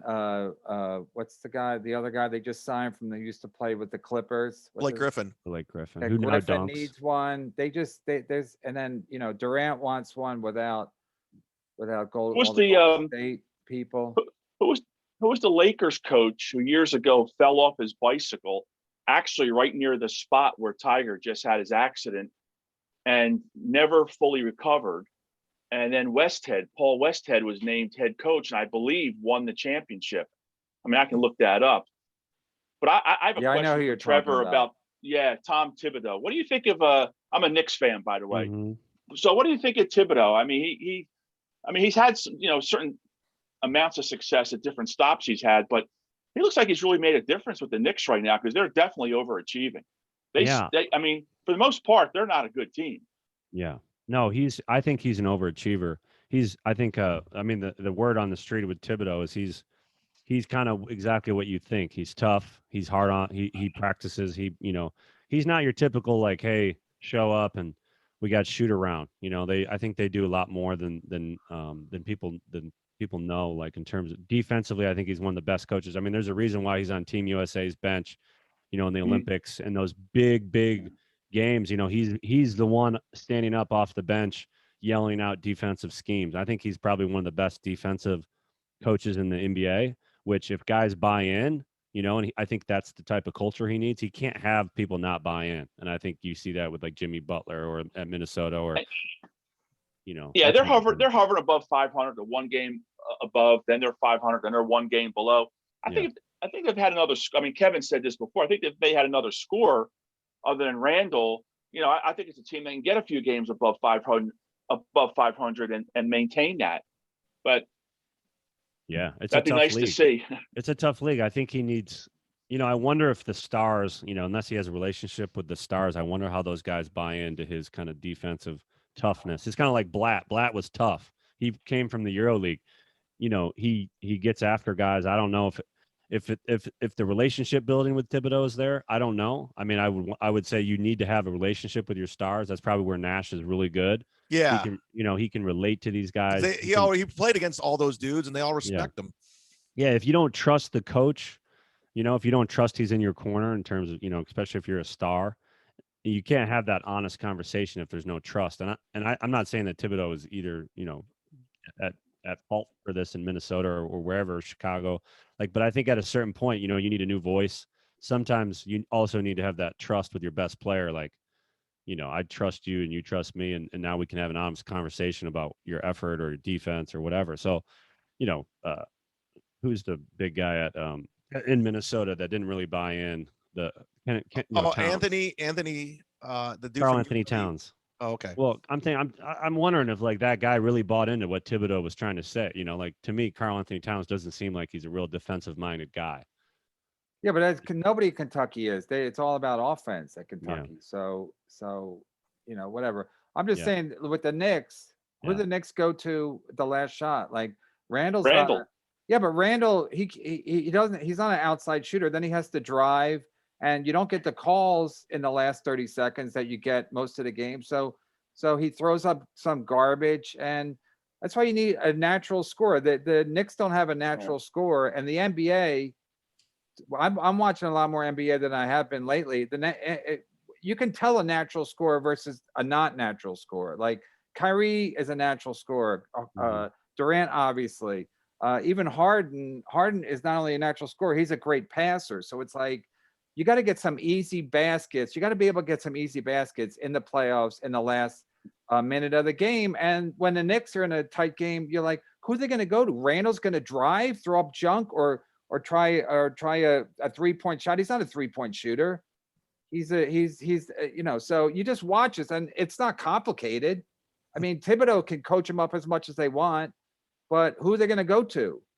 I mean, that's why you used to look at like really good teams. So like, who did the Celtics go to? Larry Bird. If Larry Bird didn't want it to shot, Jordan. Like, I know I'm talking about the all-time greats, but it's like who they go to when there's 30 seconds left in the game. It's not about, oh, should we go to Pete? What's that guy? RJ Barrett. The guy's like, you don't know what he's gonna do. Yeah. He dribbled off his foot the other night. It was like the last 30 seconds of the game. He dribbled off his fucking foot. I never saw Larry Bird dribble off his foot once in 20 years. So like Barrett's having a great game. He's 5 for 5 from 3, and then he dribbled off his foot. I was like, huh? Am I watching a ladies' college game? The game before that, Kevin, but you're right. The game before that, he drove as the end of the game. It was called for an offensive foul, and the Knicks lost.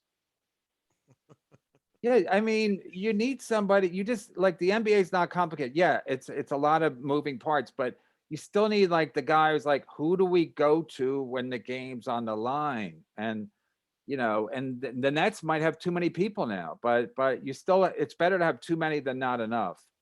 And I don't think the Lakers have a chance this year just because they're old and they're tired, and they played a long season last year. Yeah. And there was no break. They had a 3-month break. Everybody hated it.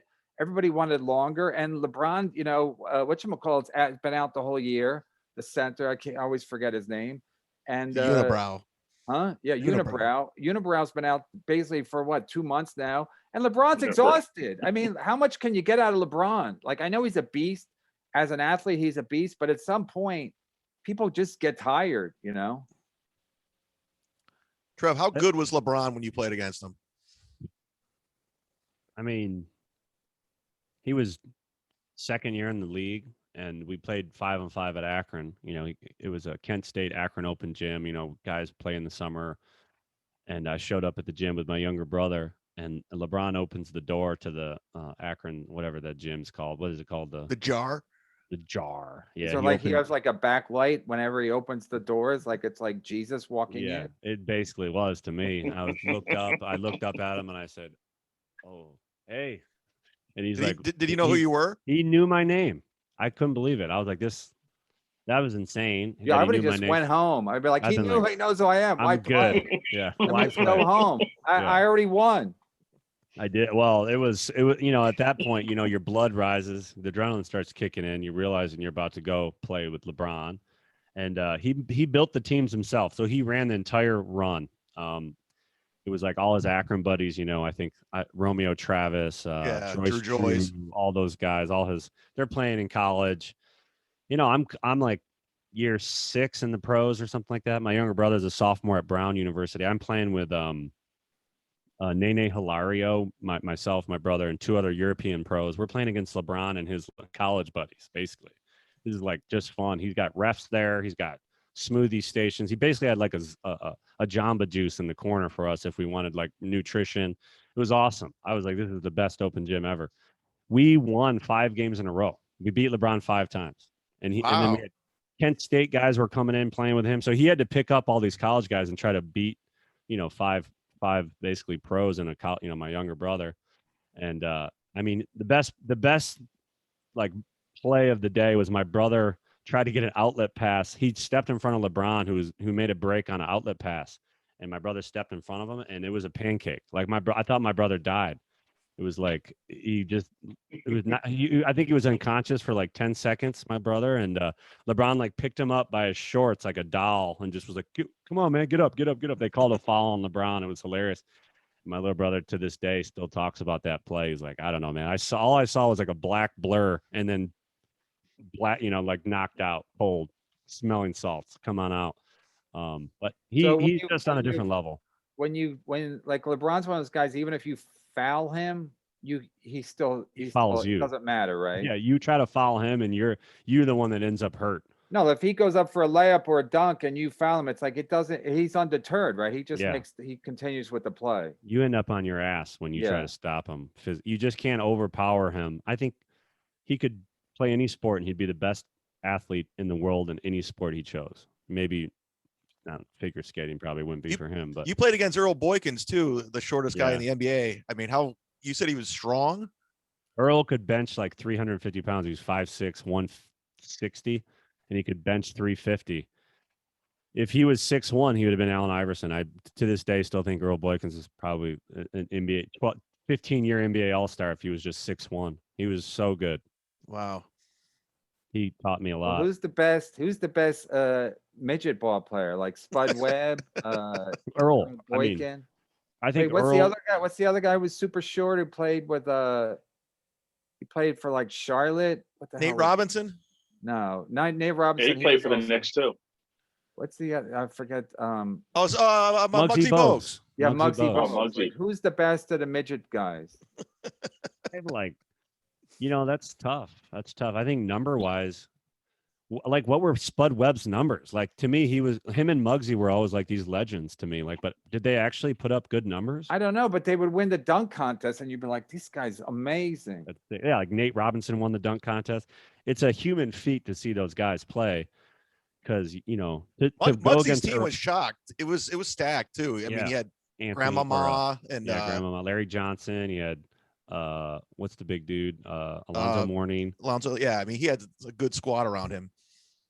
But Yeah. I watched a game at West 4th Street in New York. It's kind of a legendary You playground. played there. I played there. Yeah, I had a Yeah, good. story. so, and I was watching. The court is so like comically small, Yeah, and they have all these like big dudes playing, but they had this like little midget guy playing one time, and I would think it'd be hard to play against him because he's so low. So whenever you're dribbling, he's right there, and it's got to Yeah. be kind of like obviously shooting over him would be easy, but just having that little guy around the ball the the whole worst. time would be annoying. those are the guys that I hated more than anything in the world. As a guard, you hate playing against those guys because, like you're saying, everywhere you turn, they're there. You make a move and they cut you off. You think, okay, in a normal situation, I get cut off. I'm gonna go behind the back. I'm gonna locate the ball. I'm gonna look to my left, and the ball's gonna be there.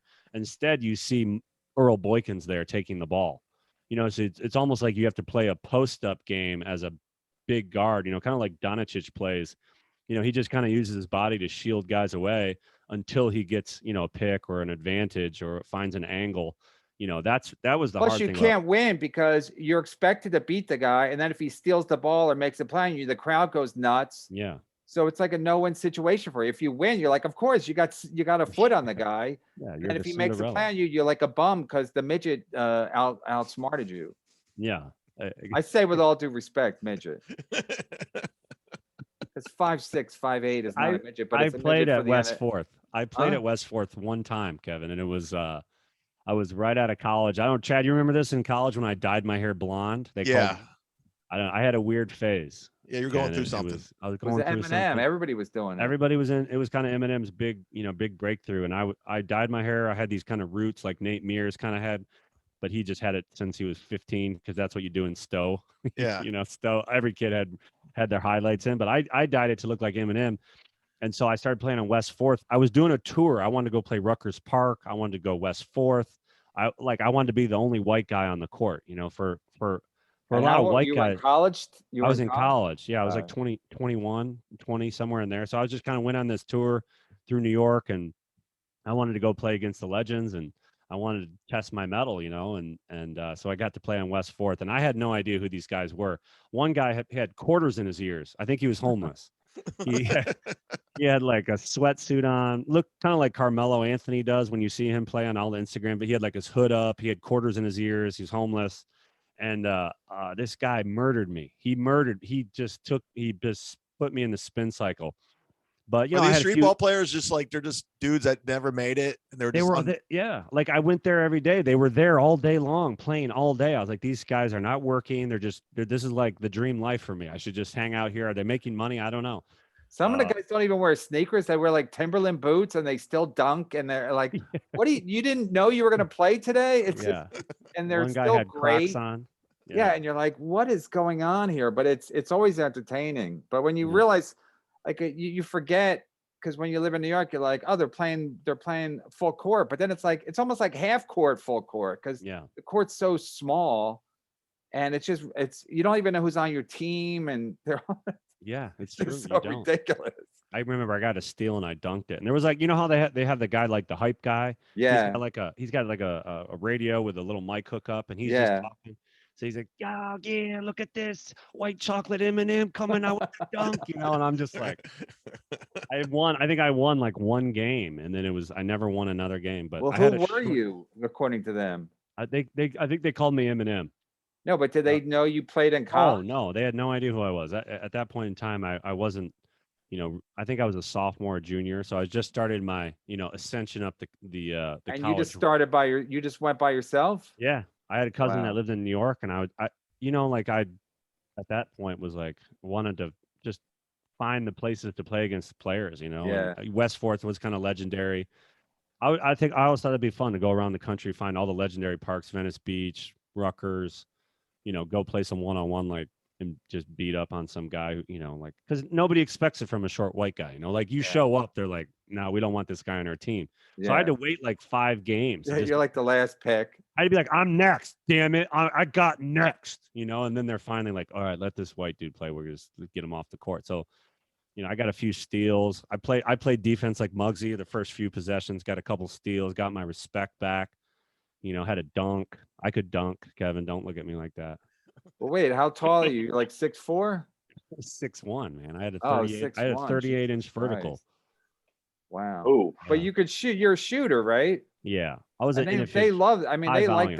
that if you go to West Fourth and you can shoot, because most of the guys can't shoot. They can all Yeah. dunk and they're all athletic, but Yeah, if you shoot, they're like, oh, that guy's a shooter. They expect you to be a shooter. If you're a white guy, you show up at West 4th Street. yeah. But it's tough with those double rims. You know, you can't. I never played outdoor like double rim park. That wasn't my game. You know, like shooting out there was. If you can make shots at West 4th Street under pressure, you can make shots pretty much anywhere. In my Wait, opinion. what's double rim? What is that? You know how they have like the rim and then the stacked rim, extra and then thick, yeah. it's just braced so that the rims don't rip off when all the athletes right. dunk on them. And it's harder. You Yeah. don't get a natural bounce. Just, you know, if you touch the rim, it's not going in. So you really have to be pure. I wasn't that pure. I was high volume, inefficient shooter. Shot 39% from the field my whole life. Trev, I want to ask you this. You think Antonio Gates could have been an NBA player? Man, he was so good. I think he could have been if he would have gotten the opportunity to kind of develop. I think he's undersized. Obviously, he's sick. He's not any bigger than. He's probably an inch or two taller than me. So 6'4". How would you compare his game to as an NBA player? Kind of like an Anthony. I would say he was a better scorer than like Anthony Mason. Ooh. Better. Yeah. I don't know. Anthony Mason was pretty good. Lefty though. Same. Yeah, Lefty, really, really good off triple threat. Like he'd square you up and just, next thing you know, he was like, if you watch his game tapes on YouTube, like Antonio was just a master of like one-on-one triple threat. Like he would square you up, jab, and then make a move and he'd usually pull up. Anthony Mason was more of a slasher, right? I mean, he was kind of like, I'm gonna Yeah. take you to the Yep. rack. And Antonio didn't really have that. You know, he was like pure, really good scorer, mid-range scorer to me. And I don't know if that, Mason, Anthony Mason was 6'7" too, and he had some bulk to him. He was No, pretty he was ripped. He nasty. was Plus, strong. Yeah. Yeah. he was a nasty guy, and he was big and strong, and you couldn't physically like stop him. yeah. Like if he was going to the basket, you couldn't go like, I'm gonna play defense and Yeah. stop him. He was too strong. Antonio wasn't like that type of slasher like Anthony Mason, but he was just, Antonio weighed 260. I mean, there's a reason. I think what NFL, he's probably one of the best all-time tight ends ever, and I think his strength and explosiveness first step were probably NBA caliber level, but I just don't know. Like he'd be undersized all the time, This Yeah. dude, he was at our house once, and he took his shirt off. It looked like they chiseled him out of rock. It was the most. I was like, Jesus Christ! I never like foamed over a man in my life. I was like, this guy's an Adonis. That's like funny. Geraldo used to have a bit. Greg Geraldo used to do a bit about like guys at West 4th Street, like a homeless guy, and then he would get hot, he'd take off his shirt and he'd be like chiseled. It'd be like, what gym do you go to? He goes, I didn't go to, it's like it's like black dudes don't even go to the gym. They're just like born that way with these bodies, and you're like, what the fuck? Anyway, Steph Curry, I'm not sure about Steph Curry. Like you can't get enough reps that you become that good a shooter, right? Is he the greatest shooter of all time? No, Steph but I'm Curry? saying like you can't, they always say like, if you want to be that good, you gotta, but you can't take 5 million shots a day and get that good. You have to be naturally good, and then you have to hone it. You can't be so and hone yourself into greatness, right? Yeah, I mean, you have to be naturally inclined. I think great shooters have. It's kind of like the hand-eye coordination. A pitcher, a great hitter. I think that innate quality is higher in some levels. People probably don't count that as a athletic attribute, but if you look at those types of guys, those shooters, most definitely is. That hand-eye coordination or that fine-tune feel of knowing, where you are in time and space. And where you are in terms of your release point. I did a podcast with Fletcher McGee. Have you guys ever heard of him? He played at Wofford. He broke Steph Curry and JJ Redick 3-point NCAA record. And I said, man, that's crazy to even think about that. You beat, Steph Curry, one of the greatest shooters of all times, NCAA 3-point shot. I was like, well, how many shots do you shoot a day? Like growing up? He's like, yeah, I used, I would shoot anywhere from 500 to 1,000 shots. And I'm like, God bless you, because I wasn't shooting that much, But they have like he broke it percentage wise or total. He broke the total makes, and his percentage was really high. I mean, he was a 90% free throw, 40 or 50% field goal, 40%. He was that 90-50-40 group, which I think is elite. At that level, he didn't get a chance really to play in the NBA, which is crazy. But he's a mid-major kid.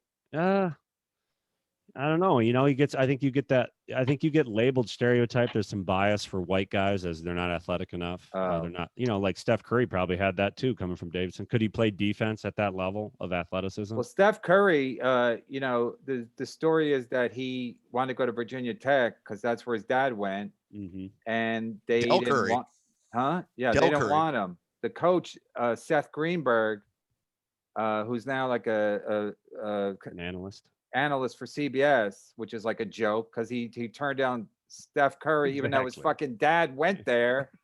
And his dad was one of the great all-time 3-point shooters of all time. So you think just for like the legacy of it, you would take the guy on your team. And if he sucks, you put him at the end of the bench. Yeah. But they offered him a walk-on. Checkers game where grandson and granddad. Sorry. They offered him a walk-on. They offered him Seth Greenberg, the genius, offered him a walk-on at Virginia Tech, and they said, and Davidson was like, "No, we'll take you, no walk-on." I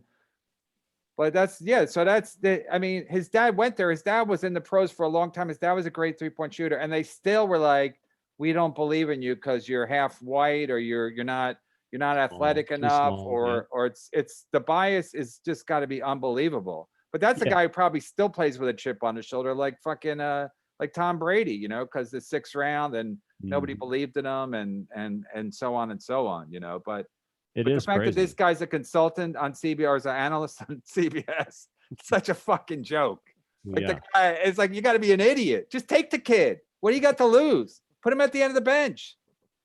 I think I went to every Michigan school in the state and gave him my tapes, my game tapes. Nobody in the state of Michigan wanted me. Not one school. Nobody in the MAC. Kent State was just the only shitty school that would take me because they sucked. And You think it's I because you're a white?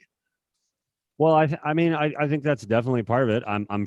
You look at where I played. I wasn't playing in inner city. I wasn't playing in a big metropolis in Michigan at that time. AAU was not really a big thing. But yeah, it was tough for me to get exposure at the high playing against those types of players. But I got to 2 state Final Fours. I was beating D1 players all the time in the high school, in the state tournament. And so it actually came down. Kent State has a high school, kind of team camp, and the coach that I had beat in the state quarterfinals, their player was going D1. So my senior year is over. I'm done. Like I don't have a D1 scholarship. Nobody takes me. I went to Michigan. I went to Eastern. I went to Central. I went to Western. I went everywhere. And this coach was down at Kent State, and he said, "Hey, you guys, the opening came up on Kent State's roster." He's like, "There's a guy from Michigan you guys should check out." And they're like, "Yeah, bullshit. This, he's like this white kid from Petoskey." And he had my game in the trunk of his car, the state quarterfinal game where I had 35 on their D1 player and held him to 7. We, just destroyed them. They all go back. They're all liquored up, drunk at team camp, at the bars after. So he takes the assistant coaching staff, Kent State. They go back to the office, watch the game. The next day they call me, "Do you want to come down and basically try out, play 5-on-5 with the guys?" So that's how I got to Kent State. I played 1-on-1 that morning at like 6 a.m. I had a chip on my shoulder. I was playing Andrew Mitchell at 6 a.m, who was already the guard for them. And then I played well. They offered me a scholarship. So I was like one And of those then you guys. go on to be the all-time leading scorer. That's an amazing story. And you play with a chip on your shoulder probably the whole time you were there, right? Yeah, the whole time. I mean, that was the exact that's what Steph Curry represents. And I think a guy like Kevin Knox, what chip does he have? He went to the highest, he was treated like a king. Yeah. He was treated like an all-star. One And I and think done at Kentucky. He's in the best program and he's a sure thing. And then he gets to the pros and he gets a little adversity and he's like, "What the fuck? I got it. Well, you guys don't like me?" Yeah, put the ball in the basket or play defense or both, or but he's not used to the adversity of like that you had to deal with, or that anybody who plays with a chip on their shoulder. They're always the better guy that you want on your team anyway. The guy who always plays with a chip on his shoulder for whatever reason. Yeah. For whatever reason, the Patrick Beverleys, like Patrick Beverley didn't make. Yeah, everybody who plays against him hates him. If he's on your team, you love the guy Yeah, because he's a fucking pest. That's what you want. You want those chips. I don't think scouts look at that shit. Obviously, they don't. Yeah.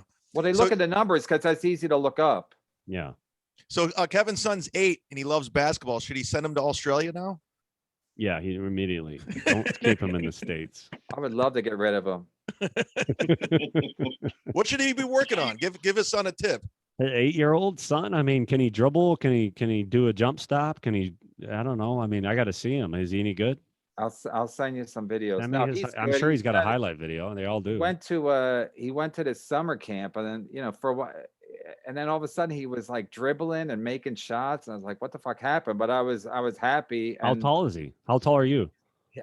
My daughter's tall. I'm tall. My wife's not, and my son's not. So my son's mad because my daughter's 5'7" and she's 12, and she's mad that she's tall, and my son's mad that he's not tall. So so he might have to wait till he's taller. But I told him whatchamacallit, Scottie Pippen. I was watching that thing, Scottie Pippen and The Last Dance. and whatchamacallit, what's the other guy's name? Rodman. Yeah, Rodman. They were both guards, and then they had growth spurts. Yeah. And then they were both. That's why they were both good because they were always thought they always developed these skills because they didn't think they were going to be tall. And then once they got tall, they're like, holy shit, I already know how to dribble and all the guard stuff. So that's what you want. You want them to be a point guard. You want them to be underdeveloped, so they have to adapt their game. Like Anthony Davis was a point guard growing up, and then he grew 8 inches, and now you have that same skill set that LeBron or Anthony Davis or KD have. You want them to be kind of struggling to survive, the small fish in the big pond syndrome. That's what my dad always did. He'd take me to Flint. Flint was like Mateen Cleaves, Charlie Bells, Glenn Rice. Flint's kind of like a pipeline for basketball. So that's where I was born. He would just take me They're in. all from there. All those guys are from Yeah. Flint. Wow, that's pretty good. Draymond, team. the kind of the corridor, Saginaw, Flint, Detroit, but Saginaw and Flint are like right next to each other. So Draymond Green's, the Glenn Rice. Mo Glenn Rice. That guy Peterson could fucking shoot. Glenn could Rice. shoot it Jesus from Christ. anywhere. So he would just take me into these inner. My dad would just drop me off. I remember being 11 years old, coming out of church. He'd be like, put your shoes on. We're going to play. And I think that's real important. You throw your kid into these competitive situations where he's kind of getting his ass kicked, but he learned how to dribble, he'll learn how to keep the ball, he'll learn how to adapt. I think a lot of parents are entitled. They don't want their kid to fail. And I'm like, no, what do you want your kid to fail immediately and learn how to deal with it so they can start to recover and bounce back and get in and say like, damn, I'm not good enough. You want your kid to say, I got to work hard. I got to earn this if I'm going to get there, and I think most parents do the exact opposite. But you always wanted to play, right? I think that's important too. Yeah, I loved it. Yeah, I had the passion, and my dad knew that, so he just kept plugging me in. Once he saw basketball was kind of my big dream. He, that was the one thing he did well. Just throw me in the fire, man.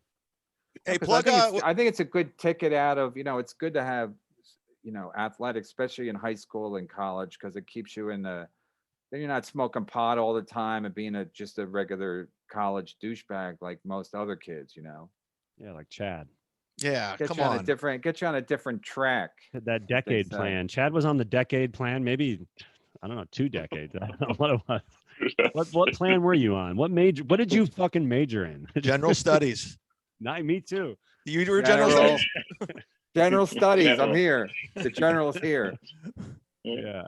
I say that That's what every basketball should be general studies. Whatever you want to teach me, I'll learn. I'm just general. I say that my stand-up actor, like, what is it? I was like, the best I could come up with is I may or may not be qualified to be an assistant manager at Hot Topic. I don't know. No, the best part is they ask a kid at 18, what does he want to be with his rest of his life? It's like, unless you're into sports, nobody knows at 18 anything. They just know they want to get drunk and laid and then go from there. But this, like, you want to be an accountant? Yeah, I want to be an accountant at 18. Yeah, that's my dream. Yeah. Hey, Trev, plug your basketball camp stuff, like the stuff that you got going on.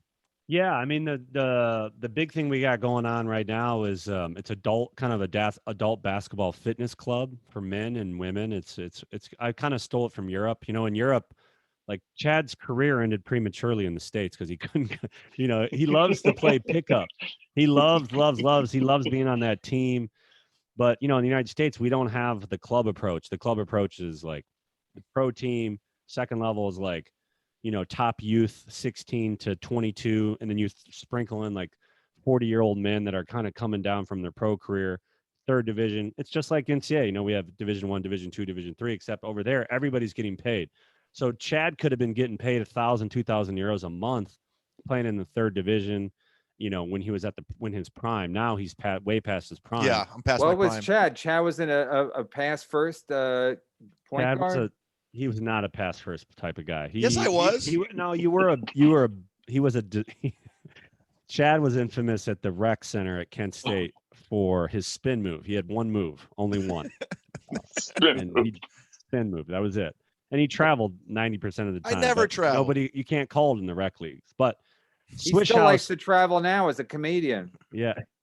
Swish House is essentially kind of for guys like Chad or guys that still want to be connected to the game, stay in shape. It's an hour-long fitness class where you train like LeBron or you train like Steph Curry.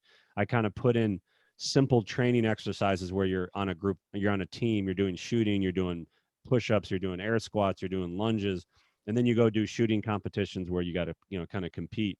So it's a sport performance, injury prevention. And then think of the basketball court as a track. Okay. If you're on a team of 4 guys, you're running around cones shooting. If you're out of shape, you just back away. You get out, you're on the outside of the track, and then your fast guys are shooting more. So you burn about 1,000 calories in this class. And then from there we have member only runs. So Chad would be kind of part of the group. I would tier Chad into like a tier. So let's say Chad, I'm like, okay, Chad's not really good enough for the top tier. We'll put him in that second division group. So now you got a bunch of 30 to 45-year-old guys playing pickup once a week, and then they train and practice through Swish House Fitness the rest of the week to kind of get ready for that run. And we're opening now Grand Rapids, New York City, Chicago, Detroit, and so if you're a former pro or top college player, that's kind of like, what do I do?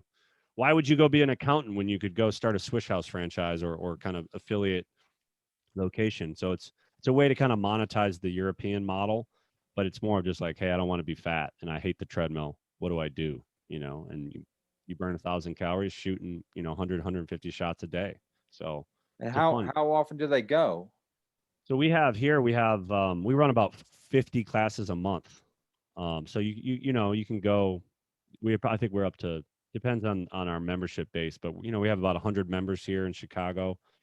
We have probably 10 to 15 classes a week, depending on the demand. But it's Where you going living really in well. Chicago? What part of Chicago you in? I live in the Pilsen Southwest side, so Hispanic area. Speak Spanish every day. I'll pretend like I know where that's at. And then where are you doing it in New York? So New York's going to be Upper East Side. We have a couple guys up there that we're kind of, and it's unique because we partner with Catholic schools. We kind of we're like Airbnb. We want to use unused gym time, Right. and kind of partner with nonprofits, boys and girls clubs. We do fundraisers. Like we did a 3-point contest last week or a month ago for this orphanage here in Chicago that we used their gym. And we raised, $15,000 for kind of this orphanage, kids on the run, kids basically just don't have a place to live. So what we do is we get discounted gym time. In New York City, it's really expensive to get an hour of gym time. Gym comes at a premium. So what we do is try to align with their mission, raise money for them, and then kind of develop relationship where we're using their unused gym time in exchange for our Switch House members to get fit. And you go to swishhouse.com. Is that where it's at? Yeah, swishhouse.com. That's And right. you still got a Swish House. Patreon? One word, Swish House. Yeah, Swish House. Yep, all one word. You still doing Patreon stuff? Patreon. I do a lot of kid stuff, but the Patreon thing, I need to set it up. I don't have a Patreon, Chad. I know What's you're the disappointed. Patreon for? For your Swish House? No, the Patreon is for the I have a kids podcast called Thrive. So that's more like geared towards parents, young kids, like your 8-year-old. Like if you're a dad or a mom of a kid that really loves basketball, trevorhuffman.com is where you go. I do virtual workouts every week. So we do dribbling, we do ball handling, we do footwork. I kind of do I'll show you guys what I do. We kind of have this performance planner. So I basically, walk them through what they should be focusing on every day. Like, what's your workout of the day? What's your, when are you working out tomorrow? What's your big priority? Did you get your dribble workout in? And I kind of give kids feedback that way. So Kevin, I could look at your 8-year-old and say, hey, Yeah, it's time to work on you can't do the jump stop every time. You got to Right. mix it up. You can't do the spin move. Chad had one move. Yeah, you he need needs more than coaching. one. So I what? had a crossover. That's trevorhuffman.com. Yeah, that's trevorhuffman.com. And that's more youth training, virtual training. I have about 50 members there all over the country that come So in. it's like a Peloton class, kind of like Yeah. you It's do a it. little bit like Peloton. We do it through Zoom. I set up my camera, I show them the drill, and then I give them feedback on their body positioning. And they're outside or they're in their house. They're depending on their region. I have kids in Texas who are outside, and I have kids in Michigan that are in their garage or basement.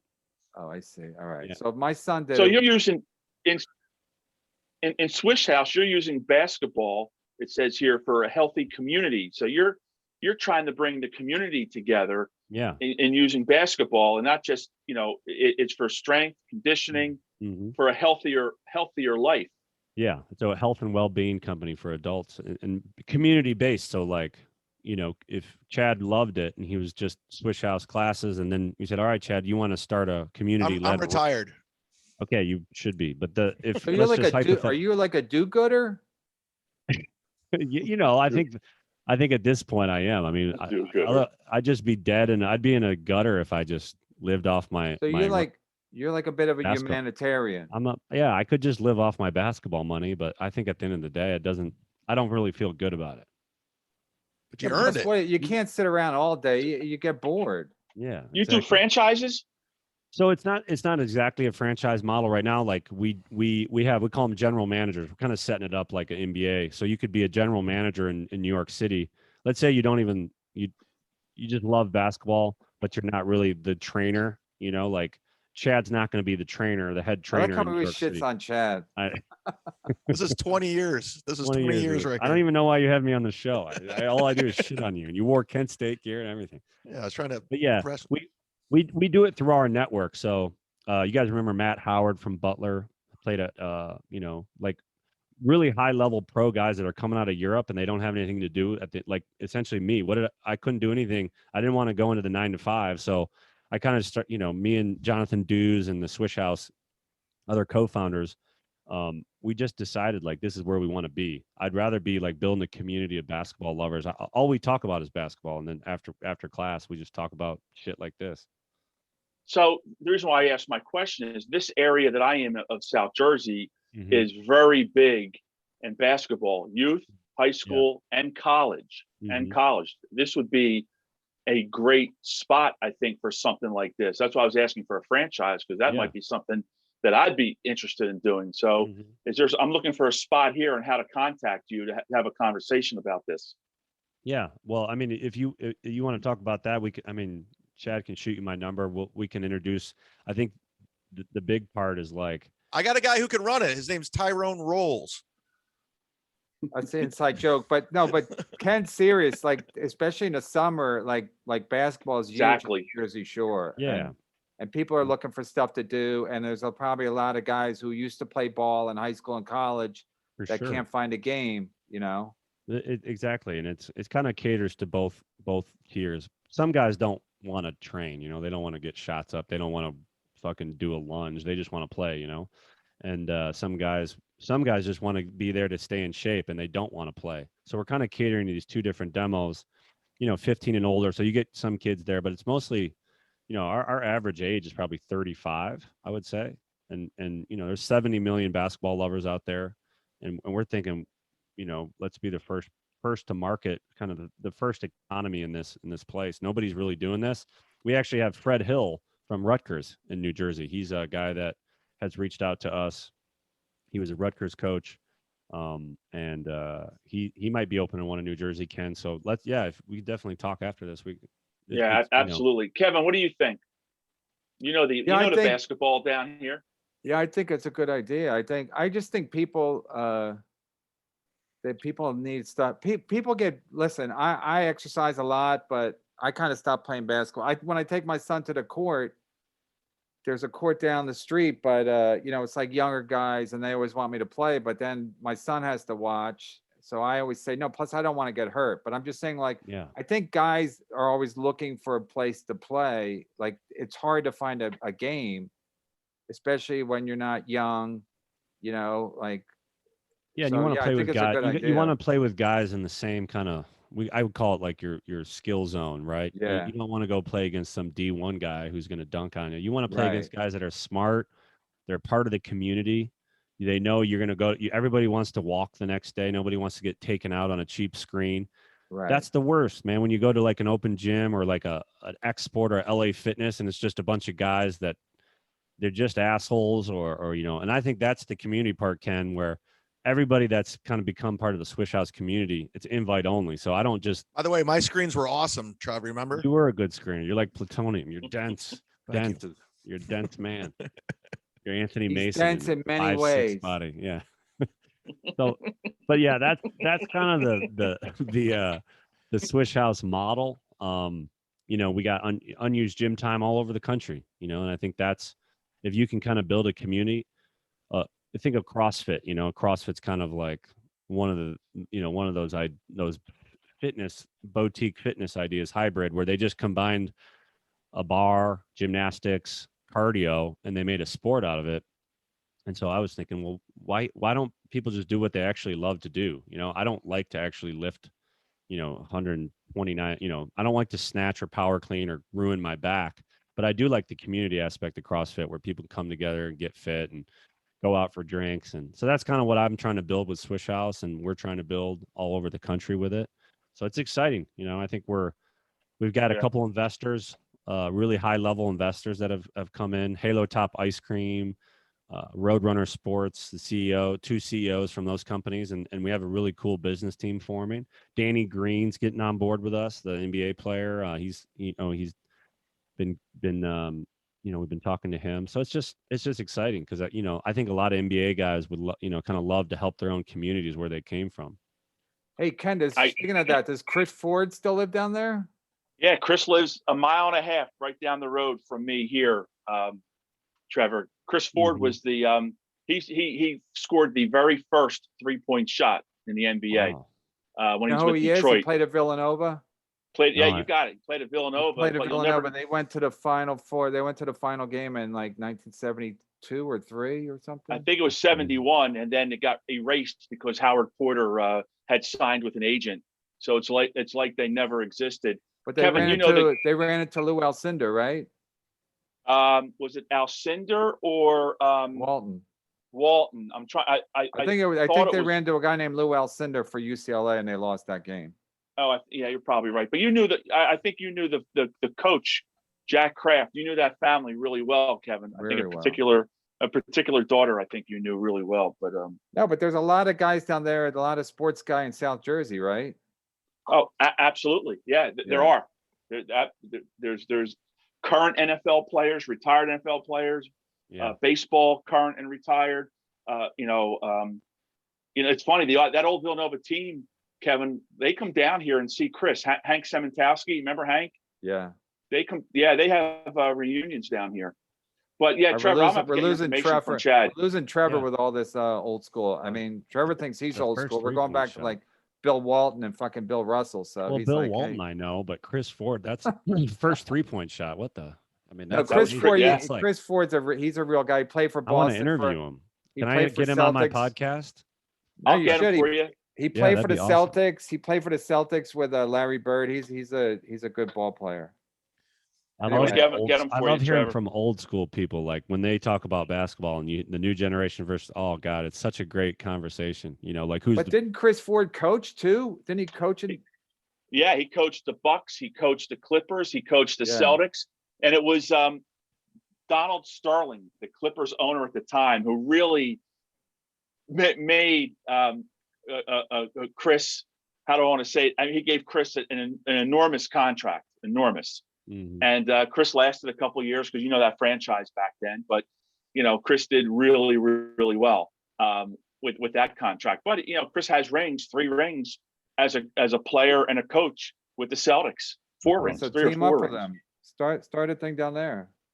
I like it. You're reading my mind, KB. All right.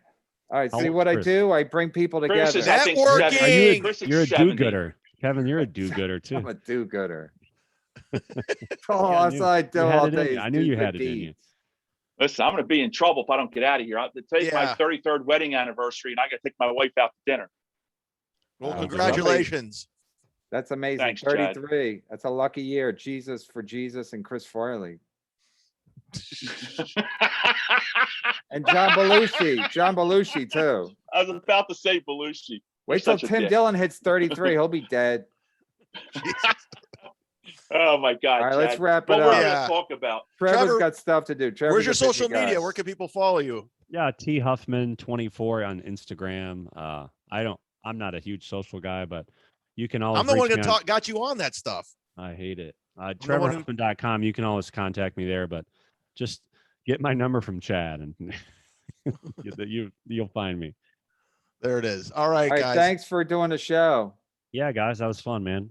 I hope New York gets a point guard. It sounds like you guys are Knicks fans. They need an all-star point guard if they're going to do. I am a Knicks fan. I'm a big Knicks fan. They're getting closer. The Knicks always have something wrong with them. Even the fans, the fan base is so starved. They're like the old Cub fans where they're like, all we need is, and then they get it. They're like, wait, that wasn't all we needed. We needed other things too. Yeah, you don't need Elfrid Payton. Yeah. Even that name stinks. Alfred. I know. Trev, if you didn't break your ankle, they could have had their point guard, buddy. I would have been the next John Stockton. I would have never lasted in New York. New York was you guys, people that live in New York City, I give my hats off to you guys. I got in a fight over a subway ticket once. The guy, I wasn't moving fast enough. Fucking guy. It's a dog eat dog world. Yeah, you don't want to delay. If you delay going through the subway, you clog up the whole city. Everyone gets mad if they have to wait a split second for some out of town. I never fought. Yeah, I fought over a subway ticket. Yeah. But let's go outside. You want to fight over this? He said, yeah. I said, oh, I didn't think that was going to happen. Oh, wow. Was his name Gary Goldman? Oh, shit. Chad's Oh. going inside. All right. Wow. Chad's going Wow, inside comedy Chad. for these. Oh, way to go, All right, Chad. Trevor. Nice All right, meeting you. guys. Thanks a Nice lot to for meet All right, you. guys.